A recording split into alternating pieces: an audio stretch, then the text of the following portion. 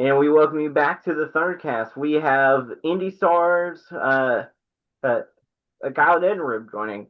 Kyle, how are you doing on this fine evening? Doing great. Thanks for having me on, Nick. Yeah, yeah. Well, we were setting stuff up, and the guy just said, "Hey, drop the sectional alignments." What are your thoughts on some alignments? Yeah, I mean, I thought it was, and it's kind of early. Normally they put these out in Hmm. kind of later in the spring, so it was a little bit. And I heard from Jason Willie over the weekend that they were going to put these out on Tuesday. So I didn't know what they would look like. I didn't Hmm. expect, too many huge changes Yeah. necessarily because, 2 years ago we had some major changes with the way that the classes are aligned. So there were some big changes Hmm. last time where you had, several 4A teams moving down to 3A, and that's just kind of the way they, the classes kind of cut off. That time around. This time around, there were some big ones. I thought, you know, for for football, for example, and I was kind of writing about, wrote about some of these yesterday, and then, was going to write some more for tomorrow as we record this on a Wednesday night. But I thought that some of the bigger ones were in the bigger classes, obviously, and I think we ended up with in 6A where you have you're going to have a sectional with Carmel, Westfield, HSC, and Fishers, all in the same group, which I thought that was interesting. Also in 6A you have Zionsville moving down to play in the South, which I Yeah. didn't see that coming necessarily. So Yeah. that's a little bit different. You have Cathedral and New Pal still in the same 5A, but the weird thing with that one is New Pal, if they win a regional again, they'll be moving up to 6A Hmm. for the following 2 years, and Cathedral Yeah. could potentially move down to 4A if they don't advance in the tournament. So that's something to watch out for. Whiteland moving up to 6A, they're in there with Center Grove now, which I think that could be maybe going to be a budding rivalry in the coming years. Hmm. Um, so those are some of them. I thought Yeah. there are definitely some teams that benefited and some that didn't. I think probably Plainfield is one that definitely did benefit. Yeah. Yeah, definitely. Yeah, I was scared. Like I was scared, like when the sectionals came out. Like because my first guess was because my one of my first guesses was that they were going to keep Anderson like in our sectional with Cathedral and us, but add Tech. I was Mhm. not expecting us and Tech like to go with the Terre Hautes.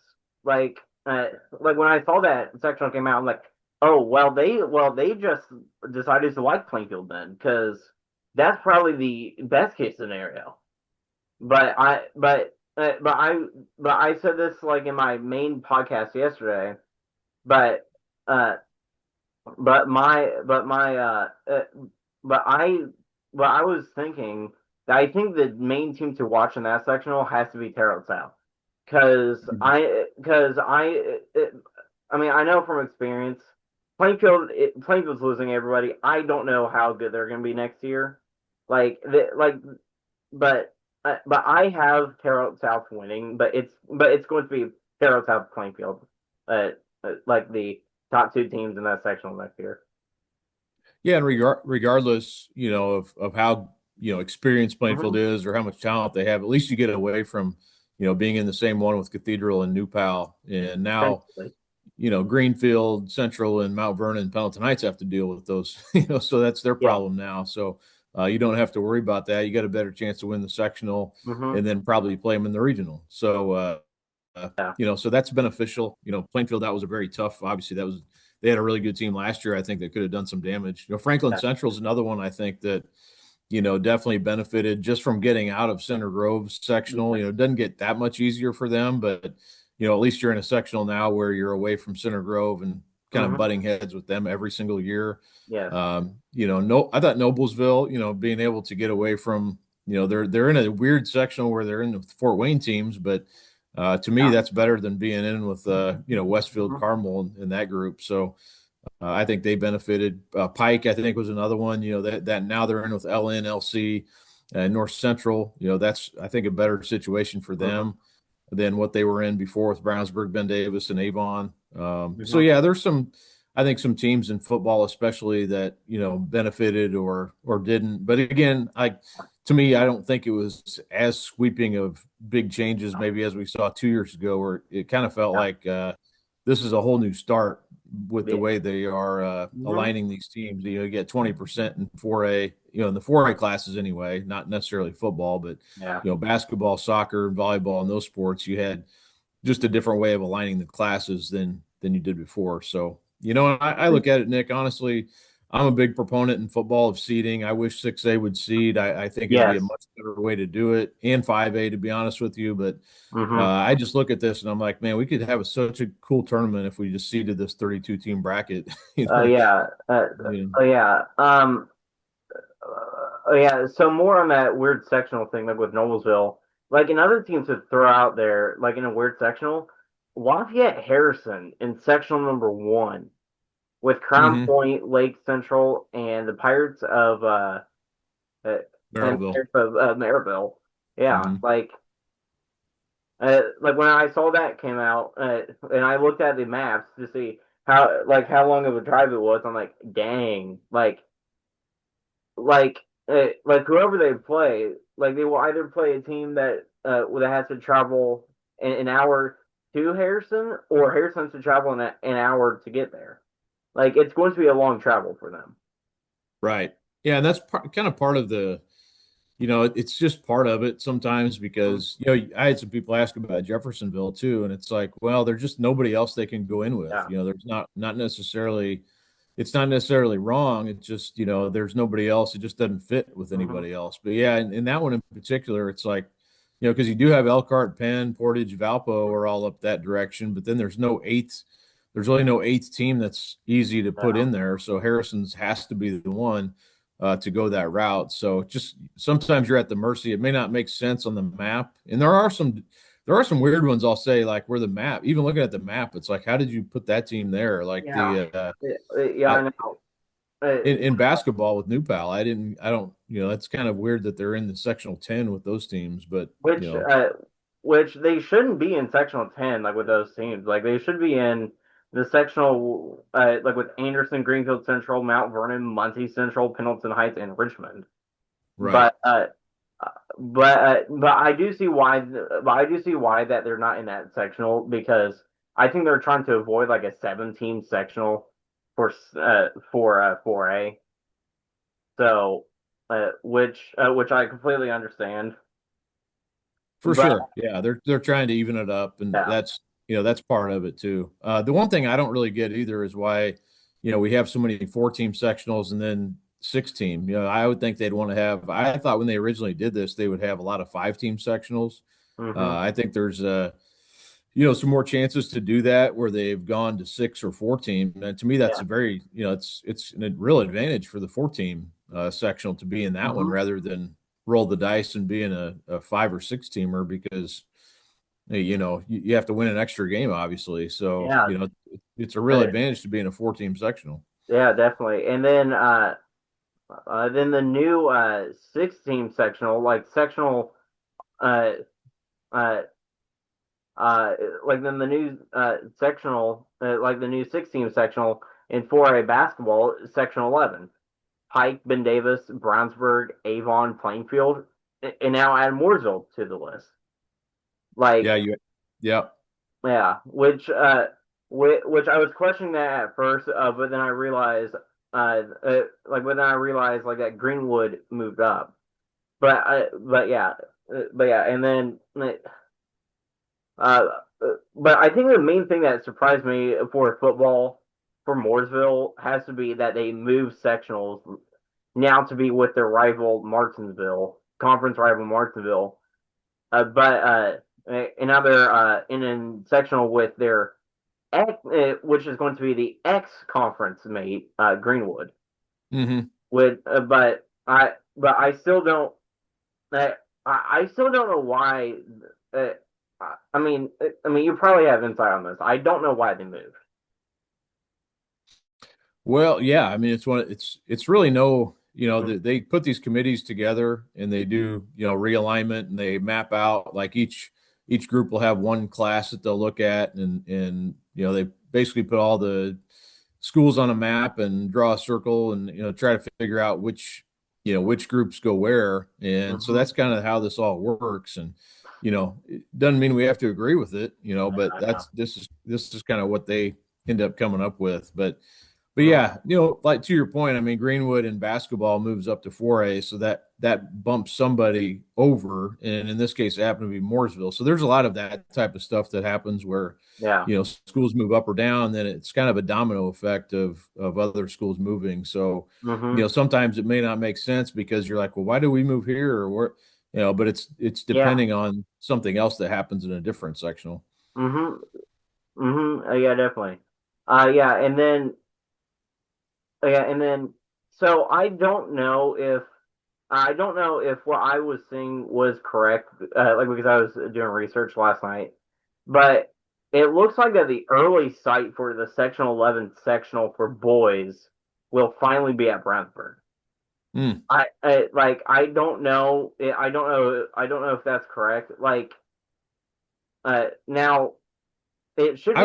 I would think it would probably move back to Brent. They've been having a lot of renovations over there, but I would assume at some point, and Mhm. looking at the other sites that are there, all those other schools have had a sectional more recently. I want to say, I think so. I know Avon did last year. You know, Um.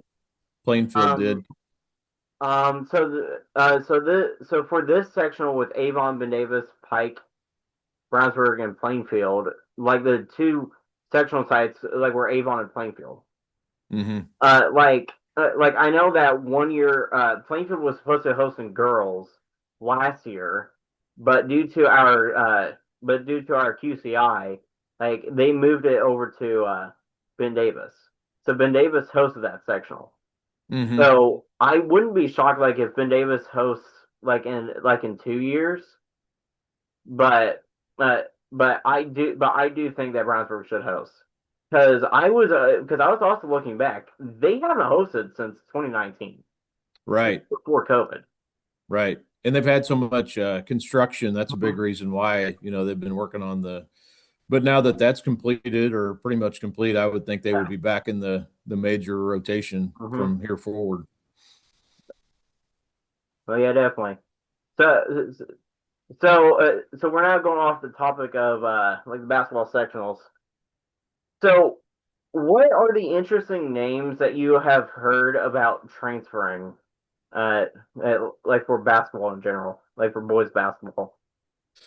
Um, yeah, I don't necessarily want to, put everything out there that, because I don't know. I think some of there's always some stuff about, you hear about that doesn't come true and Yeah, but I think from a more general standpoint, we're going to hear, and I think this has been the case for a while, that a lot of the top guys, they all have, basically have been hearing from prep schools or their families have, or, things like that. So all of the guys you see, like the junior all-star team came out today, like pretty much all of those players have options. Like if they want to go play in a prep school, yeah, they have that opportunity to do so. And I know several of them on that list, that could happen. I mean, that I would not be surprised at all, especially if for a Pittsburgh, few of Mason. them. So, Yeah, I think you can look at that list and see, there's a group of guys that are,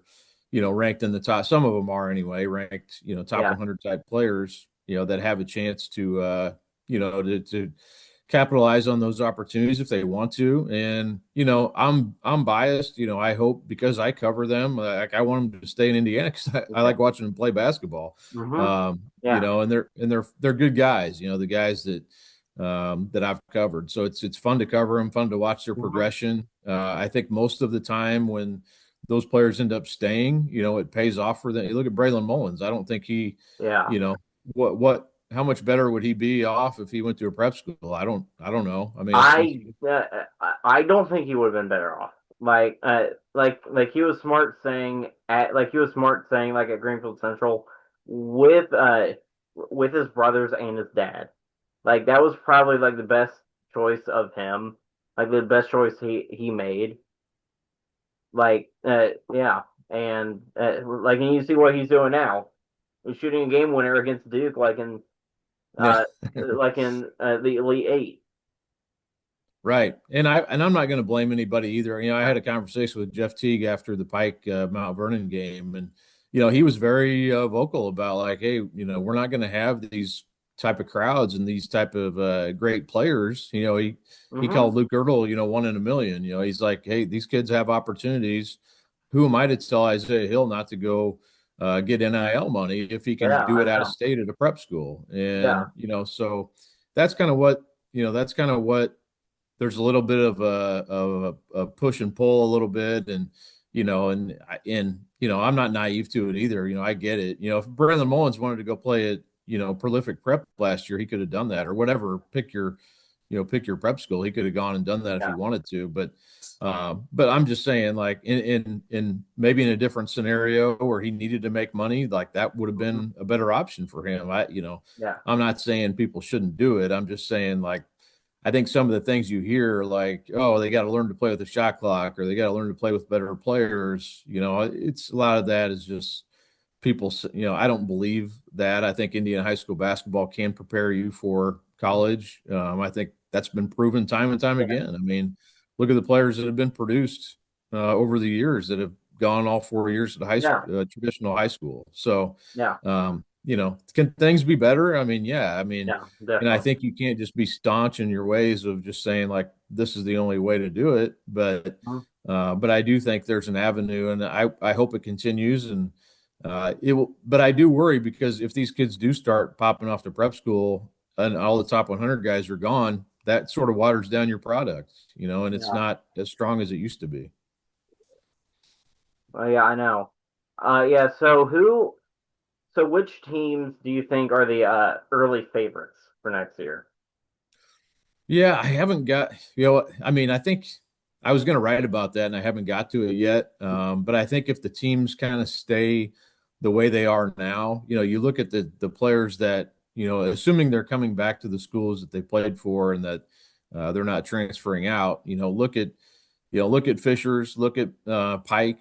I know those are two teams that were really good this year already, but even with the loss of Kai McGrew, Fisher still has if they keep these guys, Jason Gardner, Cooper they have Zachary. Cooper Zachary, they have Levi Walker, who I think is way underrated. Yes. I think he's going to be really good.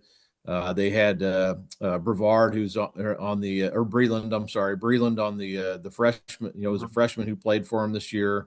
Mhm. So they've got guys that are still coming back, even though they lose quite a bit. Especially up front, they're going to have to, put probably some pieces out there that don't have a lot of experience in the front line. But assuming those guys all come back, the guard play will be outstanding. And then Pike, it doesn't take a rocket scientist, so they can keep that group together. They are going to be really good. But again, we'll see. I mean, how all that transpires or shakes out. But if you have Isaiah Hill, if you have Jahari Miller, if you have Landon Lampley, man, that's a good group to start with. They do lose some, I would say some real glue guys like TJ Davis and Yeah. some players that are probably a little underrated that didn't get as much credit, but that talent level is still really Yeah. overwhelming for that team. So I think they're going to be good. There's other teams out there that I'm curious to see that I think will be honestly like Brownsburg. We saw in the sectional they had a lot of juniors playing Yeah. and they made the sectional championship game. I think they're kind of a sleeper underrated type team maybe to look for. Hmm. I think there's some teams that like Penn up north with Caleb Kuhlman, who's excellent sophomore, that I think he's going to be really good again next year and lead that team. You look at sectional 8, Carmel, they beat Fishers. They lose Evan Harrell and some other key players, but if you can bring back Cash Daniels and keep building with that group, I think they're going to be tough. And Hmm. that sectional is always good. You do lose Yeah. a lot. That sectional lost a lot of talent Yeah. this year. HSC, Hmm. Noblesville, they're losing a lot. Westfield, but those teams always seem to kind of Yeah. replenish and get better. So there's going to be talented teams. There is a lot of, it feels like a lot of turnover in the top among the top teams in 4A, but the 2027 class is really good too. So I'm excited to see what they look like next year. Honestly, Decatur Central too. Decatur's got a lot coming back, Mhm. and they got some momentum coming out of that sectional title game and winning that and playing in the regional. Oh yeah. Again, another team that loses some good seniors, but I think they can be somebody to watch too. Yeah. Now, in my opinion, I think the team that I, I don't, okay, I'm in the fans forum, like, and a lot of people have actually have said this team as a team to watch, and I'm saying that if everything stays the same, that this team is a sleeper to go to state. I don't think they're winning state, but a sleeper to win state. Um, I'm gonna say like the 4A South runner up like from this year, like from the Bulldogs of New Albany, Yeah. because because they're because they're still gonna be really good. Like they're keeping I think they're base five players, like like like and and they kept up with Mount Vernon this year, Hmm. and Mount Vernon went on to win state. Like now, like now once again, if Pike does keep everyone, I do see Pike winning 4A South next year because it, it, because Jeff Teague, this would be another year under his belt, and he went farther this year than he did last year. So he will probably be coaching them up to his standards again, and they will. And if I am thinking correctly, which of course never happens, but but I think it's going to be Fishers and Pike, like in state and 4A, Yeah, and that's a good call on New Albany. They are definitely towards the top of my list also after yeah, watching them play, and they could have easily been in the state championship game if things break a yeah, little bit differently. yeah, So definitely, that's a great call. I think Terre Haute North too is another one that they do lose some key players, but yeah, bring back a good Ren, mix of guys. Yeah, Wren and Hammond, and uh, you know, and then they can fill in some of the other pieces. mm-hmm, We'll see. They lose some too, yeah. so. But I think they'll still be a factor. But yeah, New Albany's definitely a great call. I think they'll be right at the top there, if not at the top. Yeah. So before we get off, so there's one more thought I do. I mean, there's one more thing I do want to get into. So what do you think Park Heritage, like is going to do next year, like in 3A? Yeah, that's tough. I mean, it's funny at the post-game press conference, somebody asked one of the players about next year, and Rich Shelsky, the coach for Park Heritage, is like, before you answer that, let me tell you, we're going to be in 3A. So, it's Yeah. a different battle, but I think that I don't know. I mean, they do lose quite a bit. Yeah. He's built a really strong program. Their Trey Shelsky's brother will be a freshman. No, he'll be an eighth grader. So he's got, I know Rich is hoping to coach, until he gets through high school. So they've still got they've got some good years ahead of them. I think. I don't know if next Yeah. year will be one of them. They'll probably be Uh, back in 2A, I would assume, after the next 2-year cycle.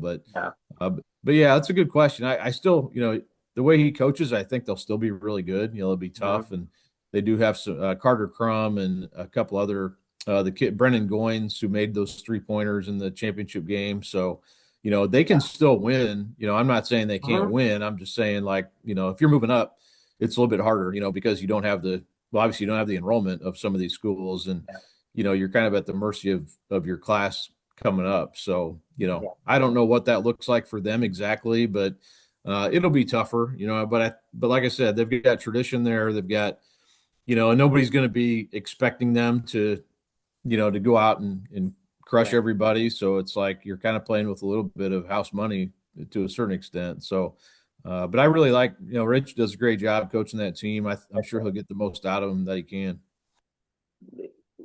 Yeah, definitely. Well, well, that will do it for today's Thundercast. And I want to thank Kyle like for joining. Uh, uh, I want to thank Kyle like for joining. I I